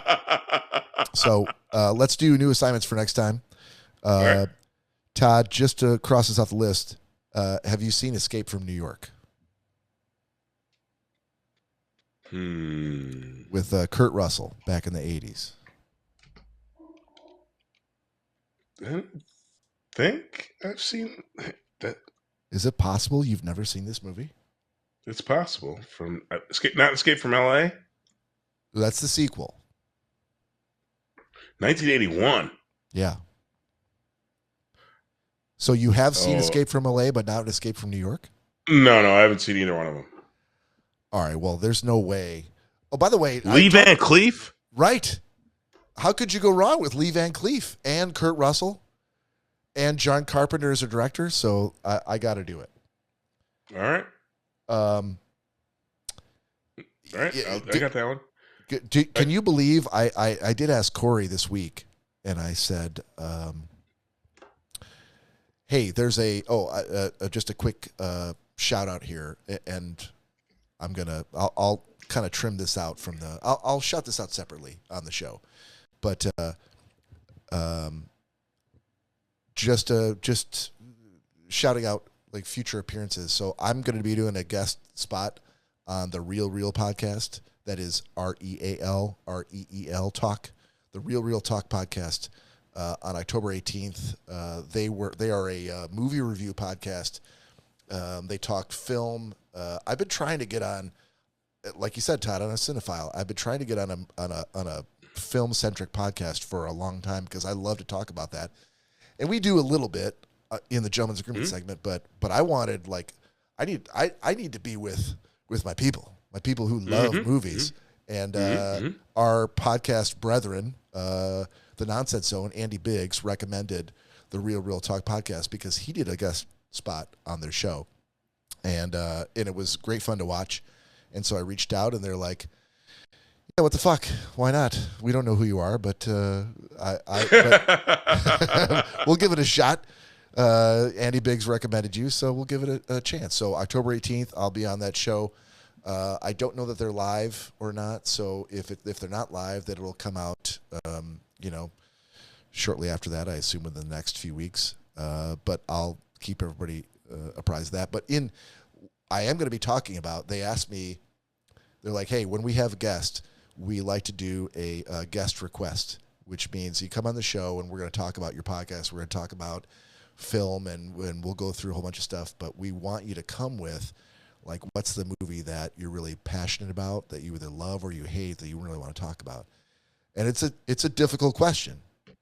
And I gave it a lot of thought. And at the end of the day, I said the movie that I really think would be the best discussion topic is Heat with De Niro and Pacino. I'm like, that is a movie that, I looked at their podcast, looked at some of their episodes. I'm like, I'm not sure if you guys have ever talked about this, but it seems like if you haven't ever talked about it or haven't for a while, like maybe you're ripe for a discussion. And they agreed. So that's what we'll be talking about, just to kind of tease a little bit. But when I asked Corey, I'm like, have you ever seen Heat? He's like, nope. I'm like, are you fucking kidding me? De Niro, Pacino, the first time on screen in the same scenes. You can't really count Godfather 2, right? Because it was like 2 different time periods and they never shared the screen. Right. But yeah, Corey has never seen that. So I think it's going to be a race against the clock between you and me to see which one of us can assign Heat to Corey first. Yes. So you got Escape from New York with Kurt Russell, Kurt 1981. 1981, yep. And what would you like to say? I expect a lot of long hair and perms, I expect. Perms? Why perms? Were People perms were big in 81? I think so. Are you talking about dudes or just people in general? People in general. Okay. I mean, That poofy hair. I can't wait to hear whether you were amazed or disappointed by that Yeah. at all. So I know I've assigned this to Corey. Have you seen Dairy Girls? I have. Yeah. Okay. Yeah, I think Corey assigned it to me at one point. Maybe it was you. But I assigned it to him. I assigned it to him first. Okay. Mm-hmm. Okay. Then have you seen Alaska Daily? Alaska Daily? Mm-hmm. Is it a show or a movie? It's a series. Okay. No, Hillary I have not. Hillary Swank. Oh, I know Hillary Swank. Okay. Yeah. Is it a comedy? Is it a drama? Nope. It's a drama series. I have not. Looks like that's what There I got. you go. Alaska Daily. One of my favorites. All right. I'm counting an hour 32 here, so I think we need to move on to the very last segment to close out the show, during You which can I ask can me a question? Fuck yes, I am. There, I like it. I like it. Existential question of the week. Existential question of the week. Oh, my new music. Question of the week. Existential question of the week. All right. I'm never sure how long to let this go because it just seems like it's an LSD trip that continues on, and I don't know when I'm supposed to come down from it. I'm just gonna slowly pull it down here. I like that though. Thank you. One of these days, I'm gonna let it go just as long as it goes because I'm not. I think it gets better. I think it gets better. Maybe it does. Maybe it only gets better at the end, and I've been cutting it off way too short. It's way better. Before we get into existential question, let's do one more shot, sir, before we close out the show. What? It's a freaking holiday weekend, Bob. And we said we were going to go hard. And people who go hard don't do just 2 shots in a show. They do 3. I still got 1.5 Viagra worth of work in me, baby. Did you say 1.5 Viagra? Well, blue pills. Okay. I mean, you got some scratch to put together with your chicken compound and whatnot. So I assume you're going Viagra, or you could be going like poor man's Blue Chew. I'm not really sure. My wiener works fine, Bob. I don't need no. You need neither of those 2 things. Exactly. I'm good to go. Fair good enough. to go. All right. I'm ready. Here's to you and your digital photo frames of people watching you naked in the shower. To you and all of our listeners, salute. Yep. Whoa. You know the crazy thing about wanting to be on somebody else's podcast as a guest is inevitably they're going to ask you like, oh, okay, what's your show about? And sometimes, like with the Real Talk podcast, they even asked me, are there any episodes that you would recommend that we listen to? Because the guy was very upfront saying like, I like to do my homework, I'm like, fuck yes. That's what we do. Whenever we've had guests, we do our fucking homework. And that's kind of our thing. And I think the thing that separates us from much of the podcasts out there. The craft. Yes. And he seemed to be of a like mind where we do our homework. So it's like, what episodes would you recommend? And I'm like, that's a really good question. So, Ballad of Jimbo Cooter. well, that's when we did during the Lions game, and that's really not a that's more of a, if you're on the inside and you listen to the show, like let's listen to the show while they're also watching a Lions game. Okay. So I didn't listen. 100 Men versus the Gorilla. That was one. The Squirrel. That was one. Peanut. That was Peanut the Squirrel. That was another one. The Wham Bam Kiss Cam episode. That was one. But I didn't want to keep it like all from like the last 8 months. So Gotcha. I threw. We've had some good shows. I mean, ultimately, our listeners know we've had some pretty good shows. I don't know that the titles match.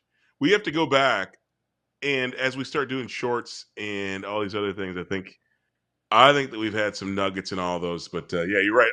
I can't think of the titles, mainly because none of my titles ever go through. But yeah, I can't think of any titles that other than the ones that just jump out at me. You got to stop tapping out when we're talking about title names. I mean, just to be clear, you definitely have a voice in that. You always have a voice in that. It's only when you fucking throw your exactly. I don't care. Like I don't give a shit. Care. What you guys just fucking figure it out. Exactly. I'm the talent. Yeah. I'm the talent. All right. So what are we doing here? Before we end the show, we're doing one last segment. It is the one that we always love to end the show with. We've come a long way with you right now. It's been an hour and a half. It's been 90 minutes of we've come hard this episode. We've brought it. We've tried to bring you with us. We've tried to play to your strengths. I'm speaking to you directly now, Buenos Aires. And so we're going to end with existential question of the week, which is exactly as it sounds. Every week, we like to come with at least one existential question that we can that every God damn it, stop it, Todd. that everyone can relate to. You keep saying the word "come." I can't help it. That everyone can relate to. And so here's the question for this week, and I encourage you, if you're watching or listening to us, DM us on Instagram and send us your answer to this question, because and we will talk about it if you want us to. Just let us know if you don't. We will talk about it on the next episode, because that is the kind of involvement that we want to have with the audience. That's how we do. Here's the question for the week. Okay. Question for the week is: I'm ready. What is something about you that has baffled your significant other? Now, personally, there are many different things. I would be. It's hard to pick just one, but there must be something about you, no matter how long you've been with your significant other, that has baffled them about you. Things that you do, or that you say, or you think that they struggle to understand. It doesn't quite fit into their view of the world, their view of how a person lives, thinks, acts, talks. Somehow you have confounded them with doing something that you might do it or say it or write it down, and they might be like, "What the fuck is wrong with you?" That's what I'm interested in. So Todd, if you want to think about that for a second, I can go. Something that baffles your significant other. Yeah, something about you. About you. And I'm assuming that means other than putting up with them. Yeah, that's not something about you. That's more of a joint effort, how you get along. This is something that's core to who you are. Things that you through the course of your life, you do, you say. You stop yammering. I got it. Okay. I got it. Okay. You want me to go first, or you want to think about it? You go first. I got it. Okay. Yep. All right. So, Lori and I have been together for some time now, and I did not know. What's some time? How long? Some time? 5.5 years. Right. I did not know. Congratulations, Lori. I can't believe you could put up with this knucklehead for 5.5 years. Yeah, neither can I. I did not know that, but she pointed out to me that, and I found this out literally like within the last week. I said, she's like, "Oh, what'd you do tonight. I'm like, I had to, finish working, and then I had to run out, and I had to get some gas, and I was out of milk, so I got some gas station milk. And she's like, before I met you, I didn't even know you could get milk at a gas station. I'm like, I don't understand what that means, but, you are aware that gas stations sometimes sell milk that you can buy while you're there. I didn't know that.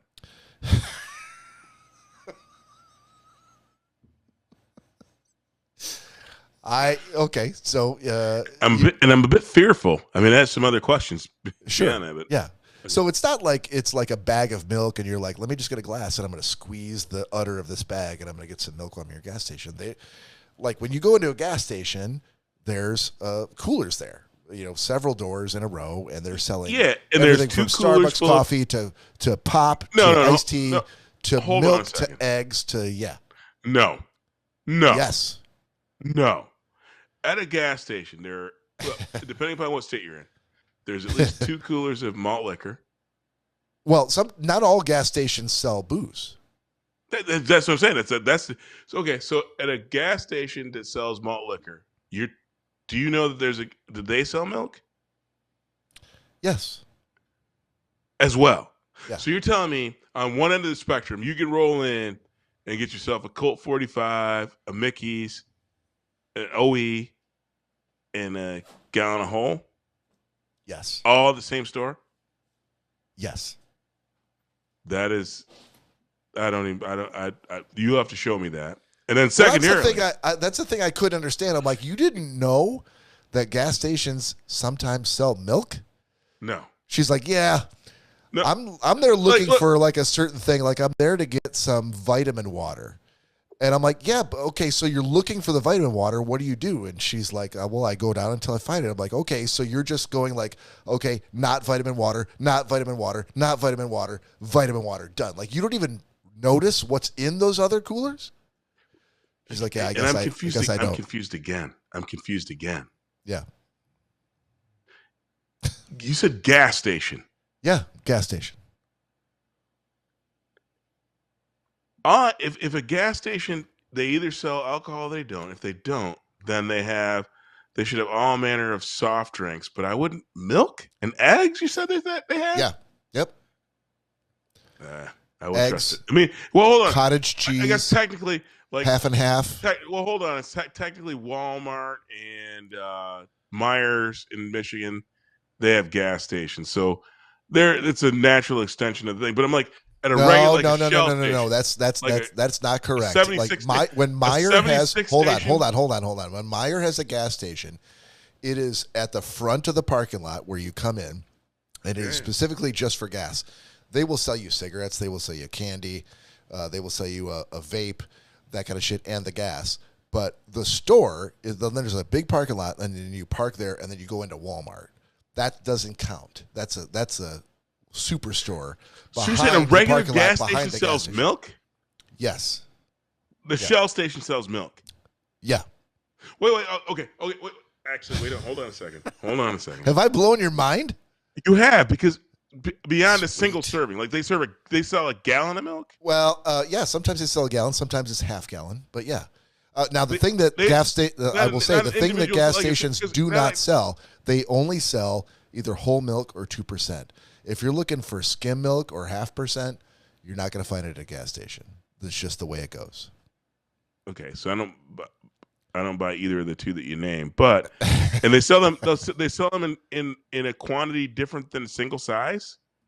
What do you mean different than a single size? Like they sell like a half gallon or a gallon? So now, I took a step back based on what you said. I'm like, okay, it doesn't rock my brain that if you rolled into a 76 station in the middle of fucking Idaho, sure, that they might not have a 16-ounce freaking bottle of chocolate milk and maybe regular whole milk that you could buy in a 16-ounce, grab and drink it on the road, because some freaking psychopaths want to drink not milk a single serving. Down the road. I'm talking about a gallon or a half gallon, like milk. For your family.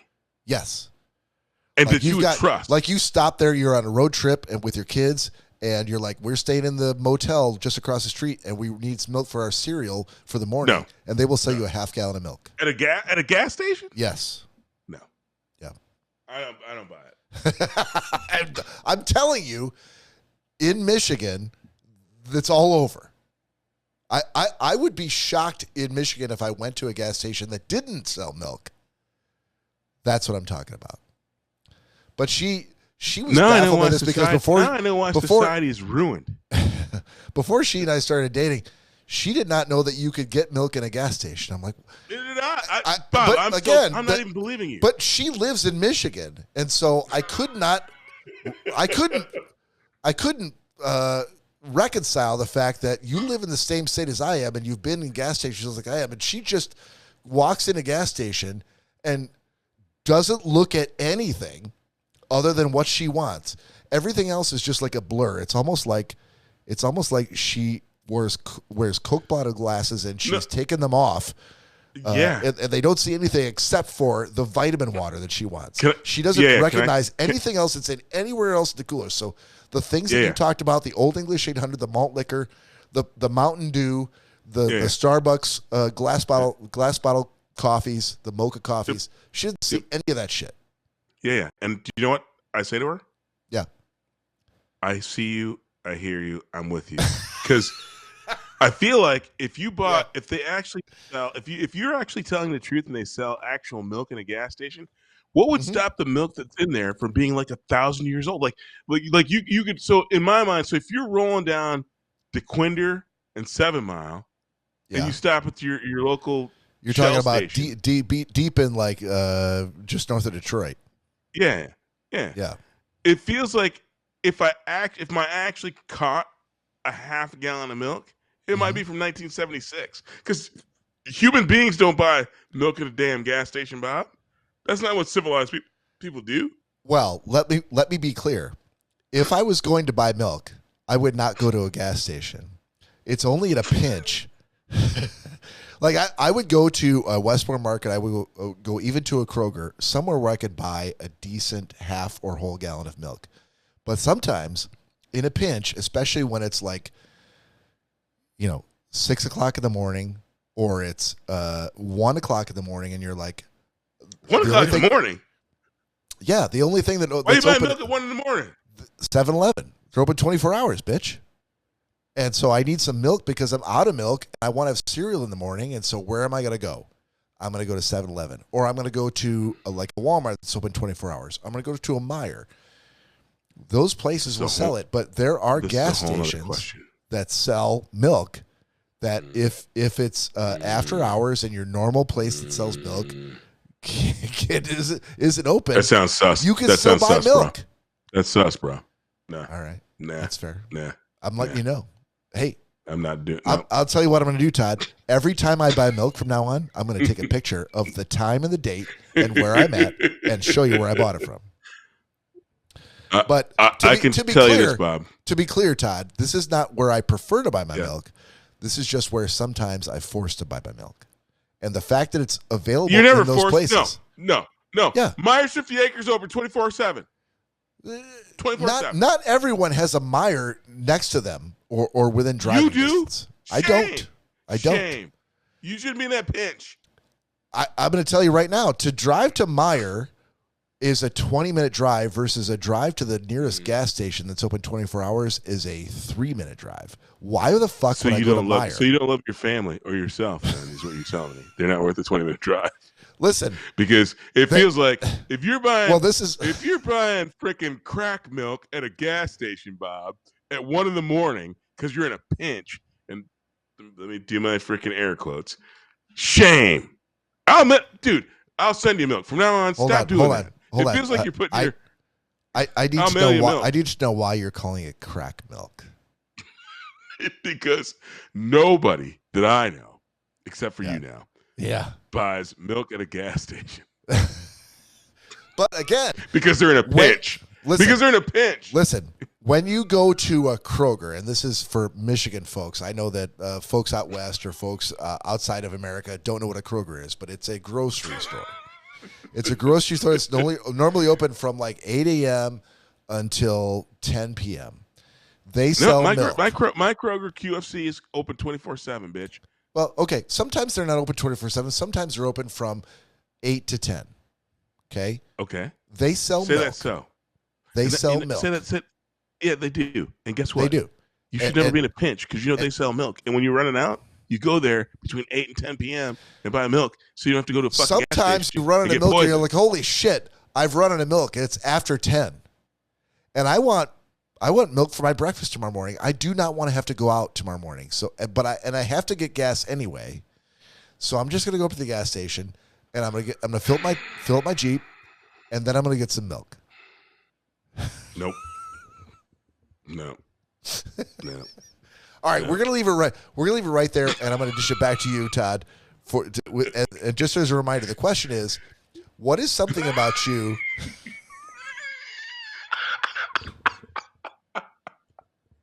I'm now baffled about you, Bob. I'm like, you find yourself in these situations like on That's gas fine. station milk is acceptable. That's fine. That is baffling to me. Yeah, we're done with me now. We're moving on to you. So the question is, Okay. what about you? What is something about you that your significant other is baffled by? I'm going to say this, and hopefully, again, I don't see her on the live stream, but she's baffled by the fact that I'm able to. Couple things. I'm able to reverse engineer almost any recipe of anything that we eat anywhere when we go out. Oh, meaning you're like, oh, I've tasted this. I can identify what ingredients are in it. And I think I could recreate this. Yeah, and make it better. Yeah, and like And she it's can't not like do it. She can't do it, so Yeah. she's baffled by it. Correct. Okay. Yeah, I think that's it feel like that baffles counts. because she's like, oh, I really like this. Can you make this? I'm like, oh yeah. And like I said, it's not like I know the ingredients. But like I can do this. In fact, most things that we eat when we go out, I'm like, yeah, I can. I don't know everything that's in it, but I know Right. the core components. And not only can I make this, I can make it better. And so she's baffled when I do. Well, that. when you actually do recreate it and you do make it better. Yes. Yeah, that absolutely qualifies. Okay. Yeah. Did you have another one you wanted to? You didn't think that I would accept that one? No. I was saying because it is some of the time it is, like I said, I won't necessarily always get it. Like this is exactly what we had when we went to this place, but she's like, I remember what we had at this place, and I didn't think it could get any better. And then you did that. I'm like, well, hell yeah, because I know what they were trying to get to, and they got it wrong, and I got mad skills. Hold on, but the first time that you did that, how long ago do you think that was? Was it like 10 years ago, 15 years ago? The first time that you said, like, this is great. I can make this. I know what's in it. I can taste it. I can make it better. And then you did. Like, how long ago did that first happen? I don't know. I guess I don't know when that was. I would say that recently, within the last 5 or 6 years, she's like picked up on. I don't like to. She'll say something like, "I don't like to go to these restaurants, like especially like steakhouses." Because I guess I've been a sous vide guy and reverse sear guy for maybe the last 7 years, and so So when I figured out how restaurants did like steaks that we paid $200 or $300 for, and I'm like, oh, I can do this. Not only can I do this, $200 or $300 for John Howie and Daniel's Broiler. Okay. Oh yeah. Those are restaurants that the rest of us normal folk could not go to. Well, you could. I mean, ultimately, but Mary will say that it's kind of funny. We don't go to those restaurants. She's like, your steak is just as good as theirs. I'm like, well, I know what they did. I have figured out what they do. The thing about it is, and while we can do it for much cheaper, and I can do it with a cheaper cut of meat, Right. I still have to do all the work, and so there's something really to be said about going, even if I'm paying the extra money to have somebody else do it, so I don't have to do it. It's pretty good, but yeah. I think Mary was baffled the first time I took. Like, if you go to John Howie, the places I named, if you go to John Howie, you're always getting a prime steak. You go to Daniel's Broiler, you're always getting a prime steak. I can do and make a choice steak taste the same as that at our house. Yeah. Okay, so since she's detected that this is a superpower that you have, does she understand that when you go out to eat, like, holy shit, I love this, and therefore I don't even need to ask Todd. I guarantee he'd be able to make this just as good, if not better, in our house, and that's amazing. No. The conversation goes, this steak is really, really good, but you've made one equal to or better than, and I can't believe we just spent all this money. that's okay. typically how it goes. So, so you're a fucking asshole for wasting our money on shit that you could have made. We could have been at home tonight eating food that was better than this. Yeah, equal to or better than. And I tell her, I go, the thing is, I don't. Again, I'm not trying to be a dick. I'm like, but I go. Well, here's the thing: if you want to make a John Howie style steak, yeah, it's not. It doesn't start that like. If you eat dinner at 6 p.m. on Saturday, and you want a John Howie steak, for me to do that, I have to start on Friday.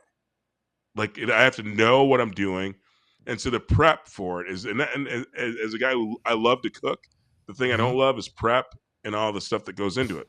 I can do it, so it's actually nice for me to go out to John Howie because they do, and they have monkey poop coffee, which I can't do that. No, I can't shit out coffee beans. It tastes like fucking heaven. I'm with you. So John Howie is a favorite treat of mine, like for special occasions. But yeah, their steaks are phenomenal.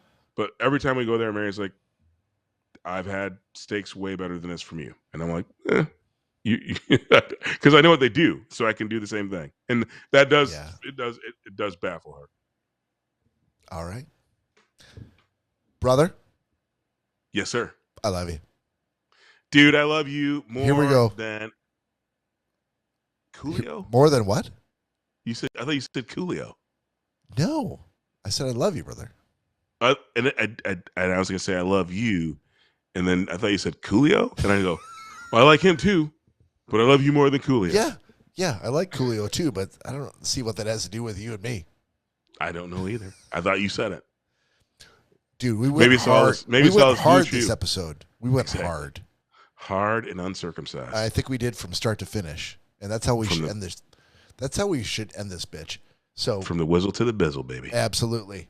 On behalf of Todd and Corey, this is Bob saying we'll see you next time. Peace out.